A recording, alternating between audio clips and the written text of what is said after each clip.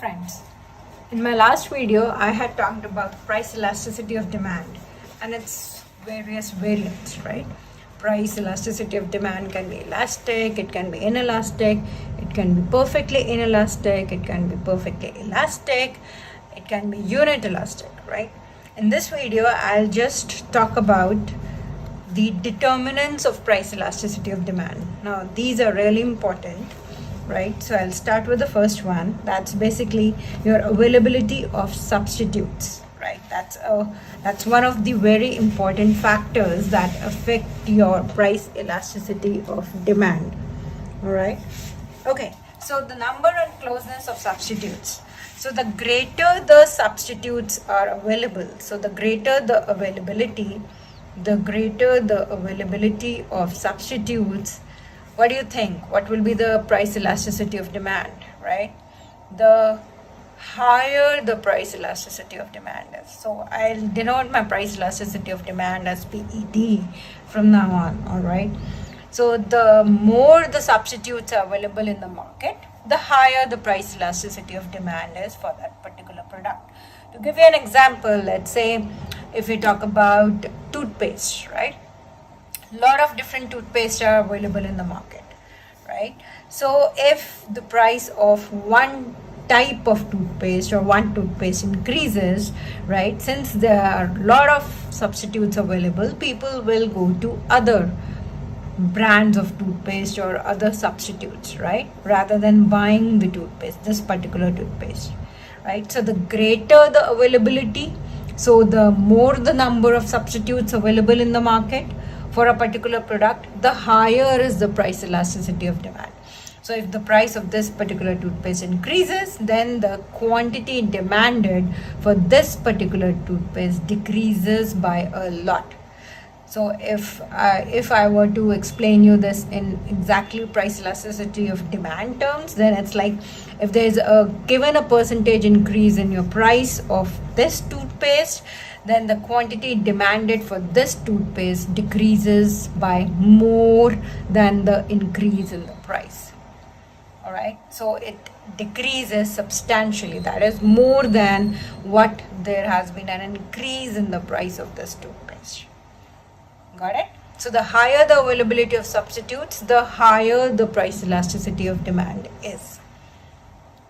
Okay, why? Because simply they can switch to other substitutes. That's the reason, right? Because there are more substitutes available in the market, so people will tend to move from this particular product whose price has gone up to other products which are actually substitutes of that product.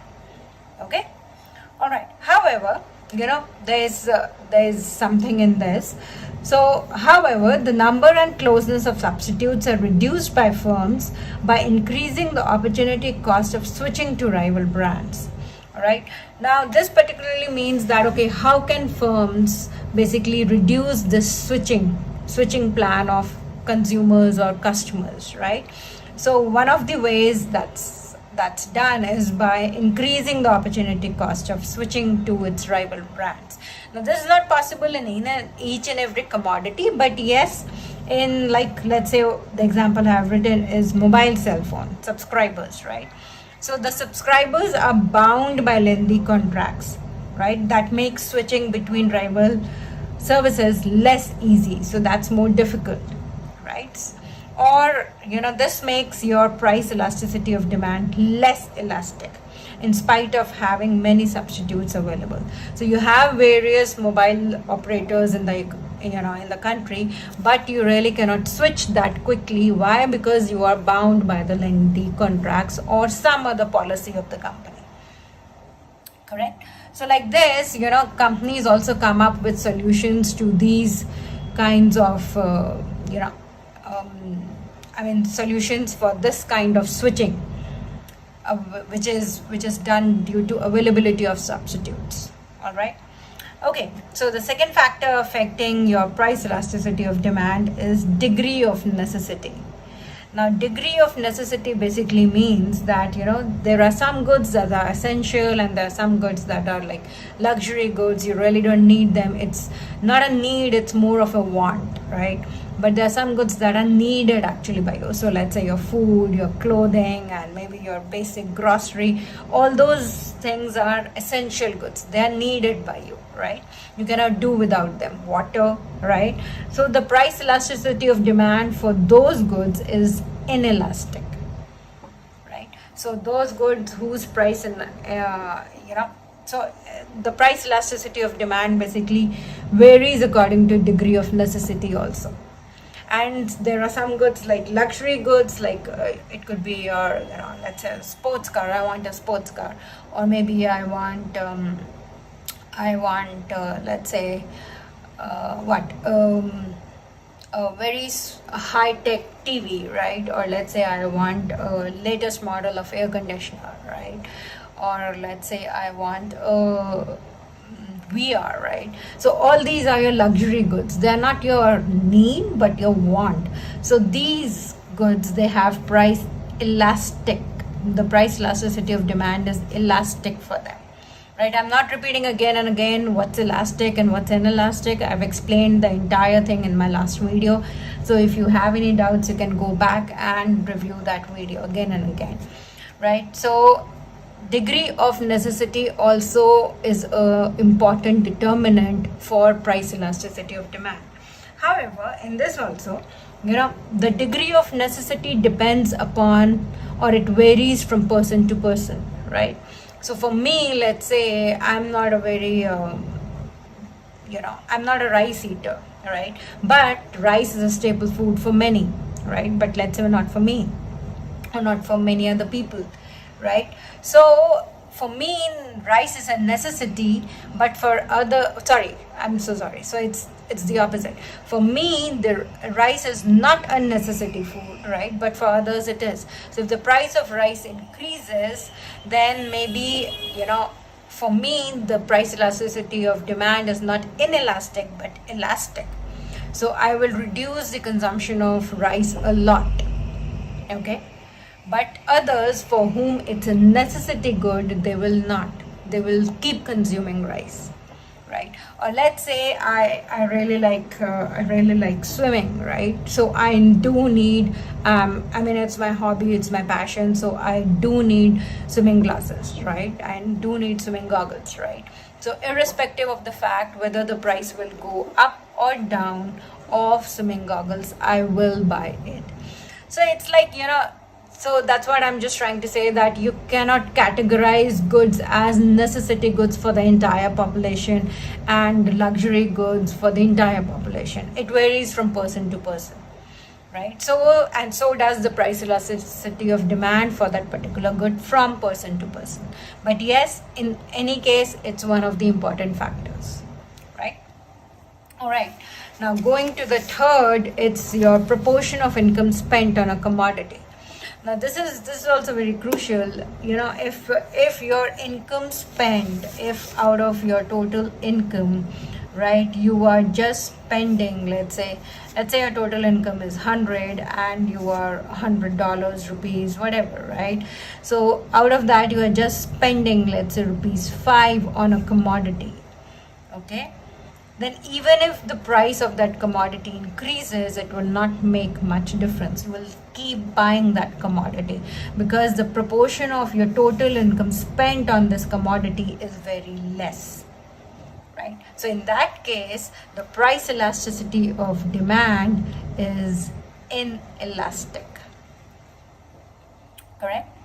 However, if the proportion of income spent on a particular commodity is very high, let's say, out of this 100 I spent, let's say, 70 rupees or dollars, whatever, I spent 70 rupees on a commodity, right? So now if the price of this commodity increases, then yes, I'll think twice before buying that commodity, right? Because that takes away a lot of part of my income. Okay, so for these goods, the price elasticity of demand is highly elastic. That is why. Okay. All right. And then the fourth factor is your time. Now, time plays a crucial role, right? So if, let's say, you have, let's say you have to attend a wedding, right? And you were busy, and you didn't get the time to buy new clothes or whatever you wanted to. And so let's say it's just one day left and you really have to attend this wedding. It's a very close wedding. So what do? You go to shop, and whatever piece you choose or you pick, right, at whatever price that is available, you buy that, right? So your here price elasticity of demand is inelastic when the time was short. So in this case, right, so if the time is really short, I mean you don't have much time buying things or whatever, then you just end up paying whatever the price is. Your demand does not fluctuate much with the price level, right? Whatever the price they are asking, you buy that product at that very price. So your PED, your price elasticity of demand, is inelastic. So when the time is short, then the price elasticity of demand is inelastic. However, if you have a long time period, right, 1 month before that there's a wedding and you have ample time, you can just browse around, you can go to shop, maybe you can, if you pick a product at one but the price is too high, you can also approach another shop, and then you can just compare the prices, and then you can buy a more reasonable one and at a good quality, right? So basically your price elasticity of demand is elastic in this case. All right, so like that, time also is one of the important factors or determinants for your PED, price elasticity of demand. So I'll repeat again. First is your availability of substitutes.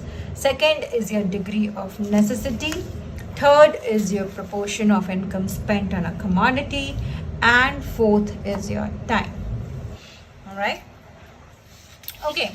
Now the second part of this video basically tells you about the relationship between price elasticity of demand and total revenue. Now that's an important concept to understand the real world. All right. Okay. So I'll start with this. So when we say that price elasticity of demand is elastic, what it means? It means that a decrease in the price of a commodity will increase the quantity demanded substantially, right? It means that. So a 1% decrease in the price of a commodity will increase the quantity demanded by more than 1%. If that happens, then we say that PED is elastic, correct? Now, if that happens, then basically the total revenue for a company or a firm increases. And so that's profitable for producers, right? So we can just have a look at this from this diagram. Let's see. So that's my y-axis, that's my x-axis, quantity demanded on my x-axis, price on my y-axis. So what I have, that's my demand curve. And since it's elastic, so that's why it's flatter. So I have my P1, let's say at price P1, my quantity demanded is Q1. At price P2, my quantity demanded is Q2. So when there's a decrease in price, right? When there's a decrease in price, then there's a substantial increase in my quantity demanded. Can you see this? So the decrease in price is less and the increase in quantity is more, right? So basically, since total revenue is given by P into Q, right? So the total revenue, the increase in total revenue would be this much, right? And the decrease in total revenue would be this much. So since the increase in total revenue is more than the decrease in total revenue, the total revenue overall increases for the firm, right? To give you an example, let's say, if the price elasticity of demand is elastic, and if you lower the price, since you are lowering the price, the increase in the quantity demanded will be much more, right? than the decrease in the price. So your TR, that's your total revenue, will increase. Okay, so let's say your P decreases by 2%, but your Q increases by more than 2%, let's say 5%. So your total revenue increases. This is simple math. You can take any numbers and you can verify this. Okay, however, just the opposite will happen, if the price elasticity of demand is elastic and if there's an increase in the price, right?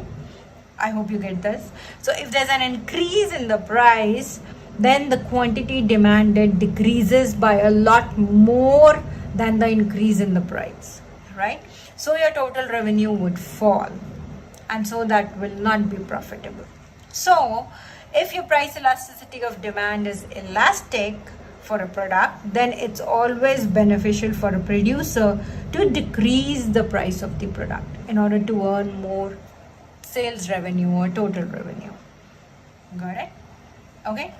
However, if your PED is inelastic, right, then it's always beneficial to increase the price of the product, because that the demand is inelastic, right? So even if I increase the product, the price of the product, the demand won't decrease by a lot, right? It will decrease, but it will decrease by less than the increase in price. Correct? So it's always profitable to increase the price in those commodities where the price elasticity of demand is inelastic. Now this we can see with this diagram also. So since the price elasticity of demand is inelastic, so I have a more vertical demand curve, you can say, not a flatter one. And so P1, let's say this, and so my Q1 was this. Now my P2 is this. There's an increase in the price, so P2 increases. So there's a decrease in quantity, of course. That's my Q2. So the quantity decreases just by this amount. However, the increase in the price is this lot, right? So the total revenue will go up in this case. All right? Okay, again, just the opposite will happen when the PED is inelastic. So that basically means when the price decreases, then the quantity demanded increases by little, right? Okay, so the total revenue would fall and it will not be profitable for the producer. So in this case, the producers should increase the price of the product that has PED inelastic. Okay. Now I have made this small table for you. So this is the price change, whatever the price change happens. Let's say PED being inelastic. So that's what's the result when PED is inelastic. When PED is unitary, then what's the result? When PED is elastic, then what's the result? So when, let's say, if we increase the price, then PED, if the PED is inelastic, then the total revenue increases. If the PED is unitary, that is unit, then it means basically PED equal to 1, then there is no change. However, if the PED is elastic, then the total revenue falls. No change in the total revenue, right? That's what it means. Then decrease, if there is a decrease in the price, then the TR decreases. If the PED is inelastic, if the PED is unit, then there is no change in the total revenue. If the PED is elastic, then the total revenue increases. All right. Okay, now let's just quickly, just discuss one or two uses of this PED in actual world, okay, in real world, or what's the business application of this, or how does the government use it, the information about price elasticity of demand, or how do companies or firms use this. All right. So to start with, the governments use PED values to determine taxation policies. Now that's very interesting. So let's say you have there's a product. Let's say I'll take cigarettes, let's say. Okay, now there are some demerit goods, right? Demerit goods, basically those are harmful goods, right? Now we all know that the PD, the price elasticity of demand for, let's say, cigarettes is inelastic, right? Okay, since the demand for these goods is inelastic, the government imposes high taxes on cigarettes, right? High taxes on these products, the price of which is inelastic. But remember, these are demerit goods. Now the government will not impose high taxes on let's say a good like salt, which is also the demand is inelastic, but it will not, because it's a necessity good, right? However, the government wants to disincentivize people in order to consume cigarettes, right? But they also know at the same time that the demand is highly inelastic. So the government takes the opportunity and say, why not just earn some revenue out of it? So there are high taxes imposed on these kind of goods, right? So what happens is that the government earns a lot of revenue. So the tax revenue for the government increases by a lot. All right, the taxes are sufficiently high in order to discourage consumption of these goods, but still we all know that the demand for these goods is inelastic, right? Similarly, you have alcohol as well, right? So the government, by taxing these goods whose price elasticity of demand is highly inelastic, at the same time, but they are demerit goods, the government earns a lot of tax revenue. So the tax policies are actually designed. Now this is just one example, right? There could be a number of examples. The tax policies are somewhat designed keeping in mind the price elasticity of demand for various goods. All right.